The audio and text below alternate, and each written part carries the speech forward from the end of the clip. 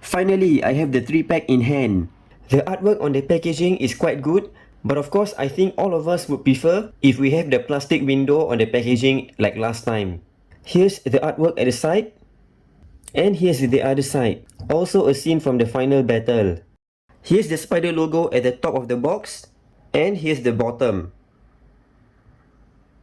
At the back we have the 3 figures again and the accessories that they come with. Now let's get the figure out, and I really hope I don't have any defects or anything. Here are the 3 figures out of the packaging, and before I start my review of each figure, I think most of you guys know there has been a lot of mixed feelings about these figures. It's really kind of divided down the center. Some were saying that these figures look good, and there's also plenty who are saying that these figures actually look terrible. And after having these figures in hand, I would say that these figures are actually kind of decent, but to me what really throws off most of the collectors is mostly the price. If they were at normal retail price, I think most of us would be more receptive towards it and lean more towards that they are decent figures. Now let's start with Tom Holland's Spidey. I'm doing the integrated suit first because it's probably going to be the shortest review between the 3 of them, and I'm going to straight away compare with the previous figure because they are on the same body mold.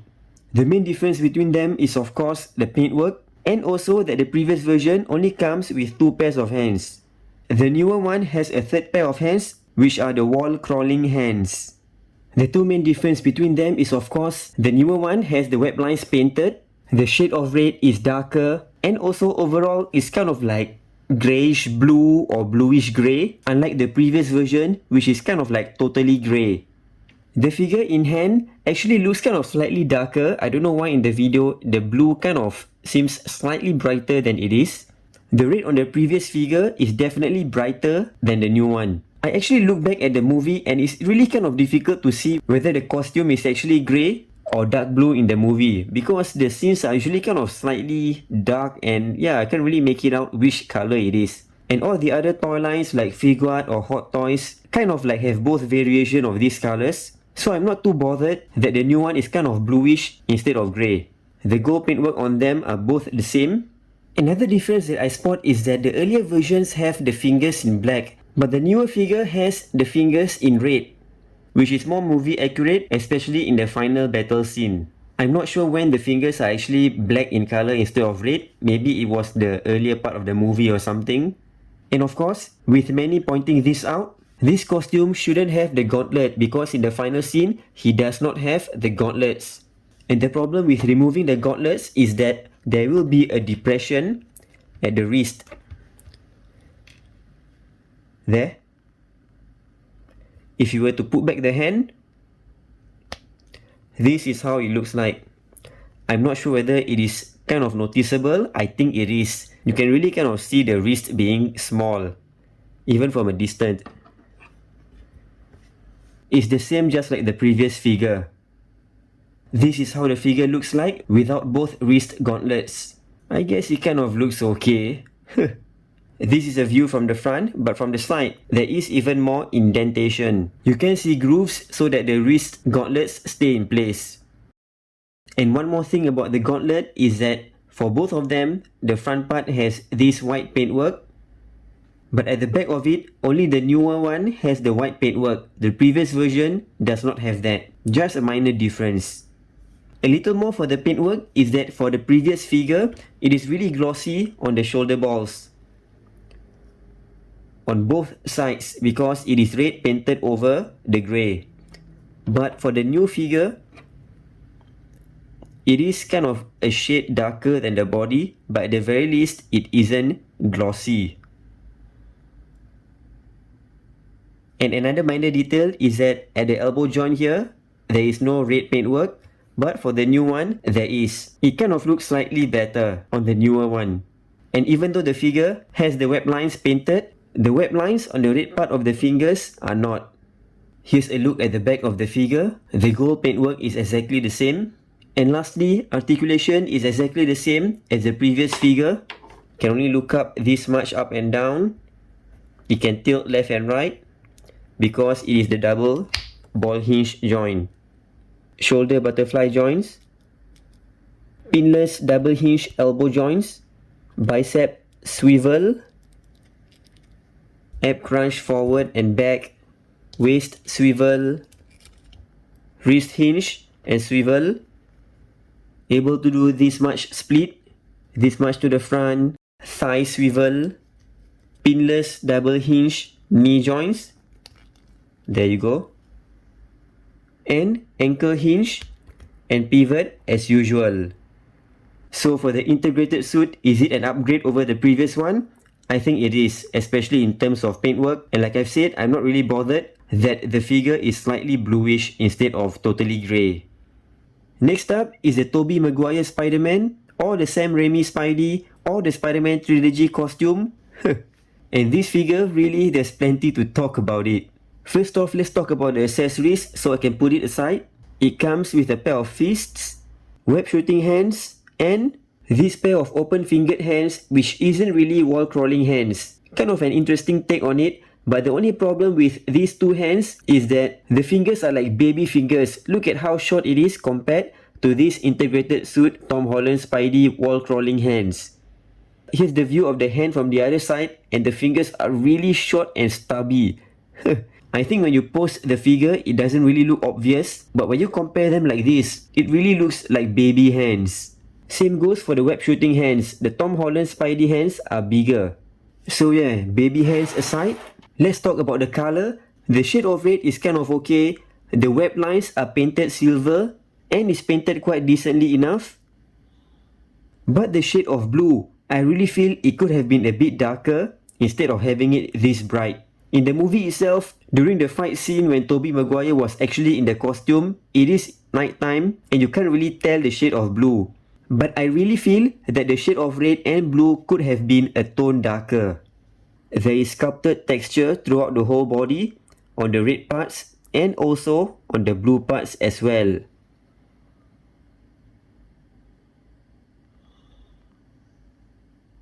The sculpted texture at the back is also clearly seen, and for the spider logo.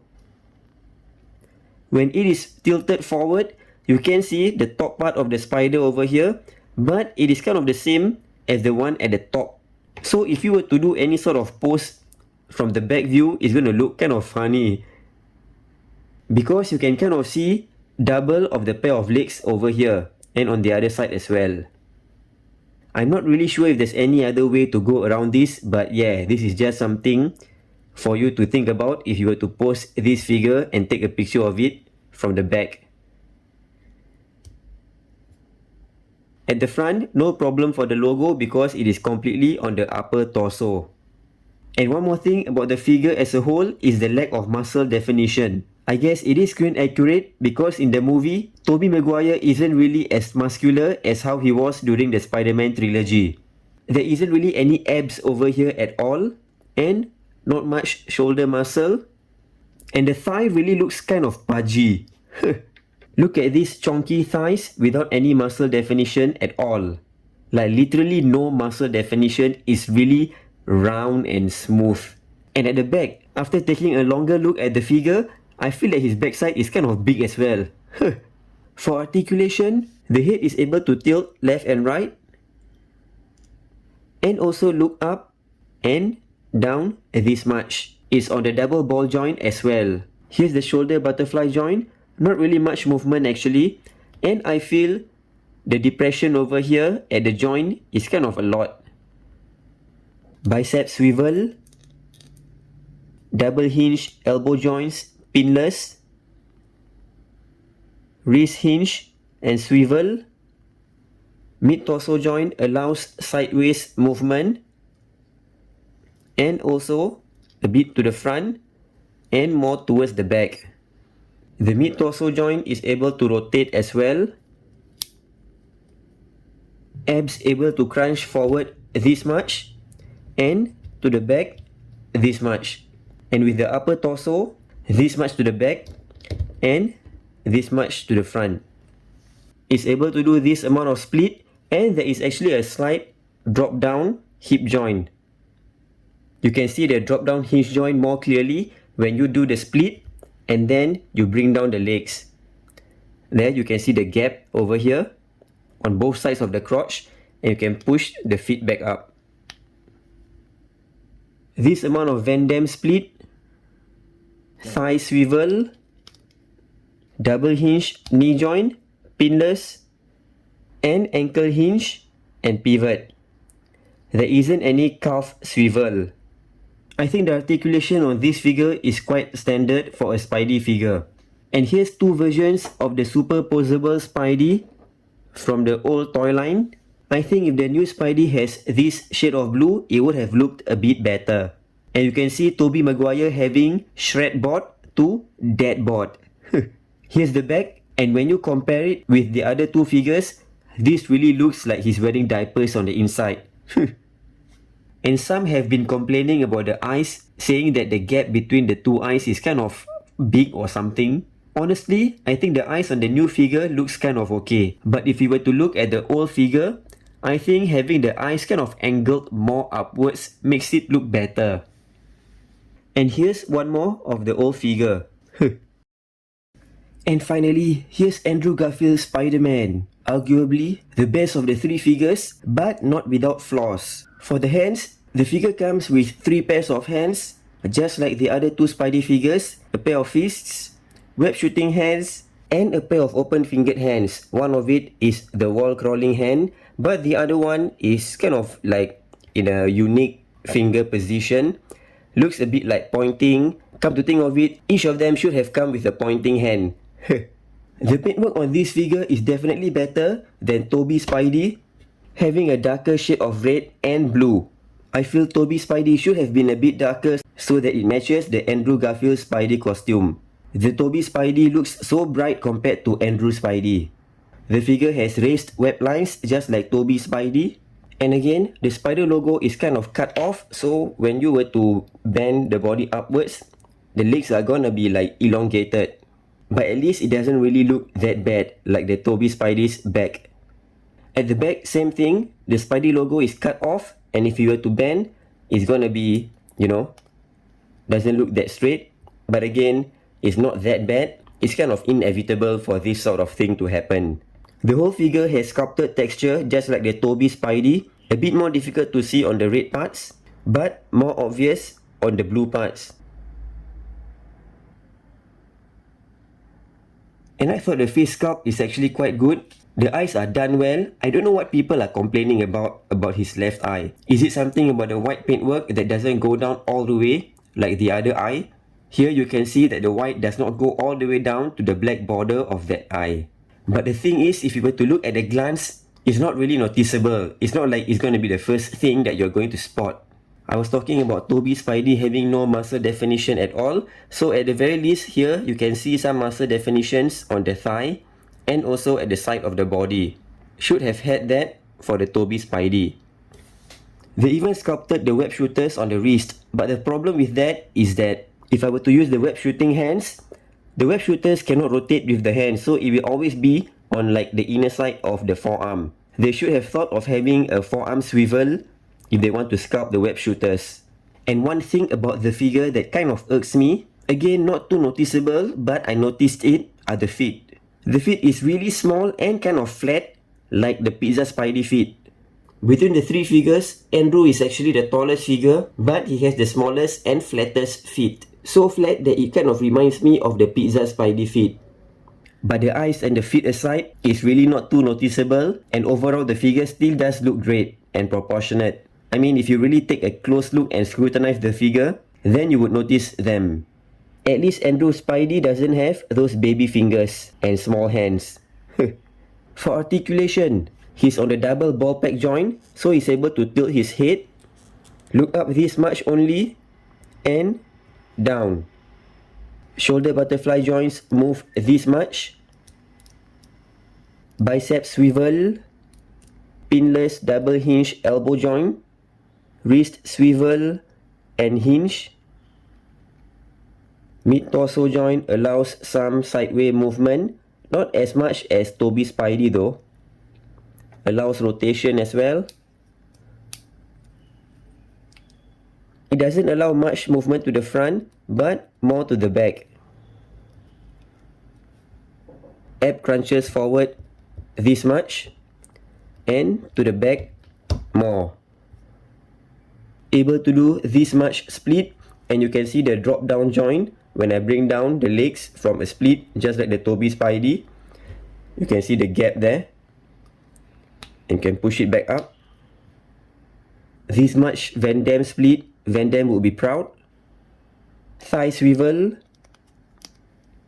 pinless double hinge knee joints, and ankle hinge and pivot. No calf swivel as well. Again, overall decent articulation for a Spidey figure. And for comparison, here is the Amazing Spider-Man from the Ultimate Green Goblin BAF wave. And here's the Mafex Amazing Spider-Man, which is notorious for having the fading chrome red. And mine is really just badly faded. The Mafex Spidey is slightly taller, and the previous Spidey is kind of the same height. Now this one really looks like a bootleg compared to the newer one. Here are the backs of the figures. The spider logo on these two really looks similar. This one, the spider logo is a bit more thick.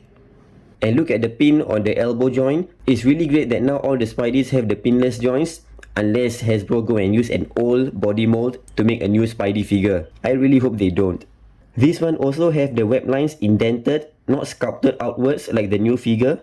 And between these three, definitely the new Andrew Garfield Spidey figure is the best. And when they are lined up together, you can see that the Tom Holland Spidey actually looks more grey than blue. But if you were to bring the previous figure in, then you can see that this is definitely more grey than the new figure. I really feel the Tobey Spidey should have been a bit darker so that it matches the other two figures. Anyways, the final battle scene, the whole scene was at night time and it's so dark you can't really make out the shade of red and blue. So having him so bright like this kind of like contrast with the other two figures. And for a bit of size comparison, here is Retro Spidey, Cell Shaded Animated Series Spidey, Raft Box Set Spidey, which is the same as the Pizza Spidey, just a different head, and Renew Your Vows Spidey. So many shades of red and blue happening over here. So for this 3-pack, the best is definitely Andrew Spidey. I like that he is kind of tall, lanky, and also with some muscle definition. And I guess second in place is still Tobey Spidey, even though he is pudgy. That is kind of screen accurate because in No Way Home, he really doesn't look that muscular. And once you put him in a pose, he doesn't really look that bad compared to just standing, because when, you know, he's just doing the vanilla pose, to me he doesn't really look that great with the thick thighs and looking slightly out of shape. But then again, that's how he is in the movie. Definitely not as muscular as how he was during the Spider-Man trilogy. And the weakest of the three is the Tom Holland Spidey. Definitely an upgrade over the previous version, but I wish the figure is on a new body mold or at least a new torso with a mid-torso joint instead of an ab crunch. And those wrist gauntlets really shouldn't have been there because in the final battle scene, he doesn't have them. So is this 3-pack worth the money? I would say that the thing that really throws off most people from getting this set is the price. If it's not an exclusive, it would definitely really sell, but you know, Hasbro being Hasbro, they have to make it an exclusive so that they can jack up the price or whatever the reason is. But like I said, I'm sure most people will still get this figure had the price been lower, even with all the flaws of the figures that I've shared, because overall, these figures are actually still decent figures. Thanks for watching. I would appreciate if you subscribe to my channel and do check out my other videos.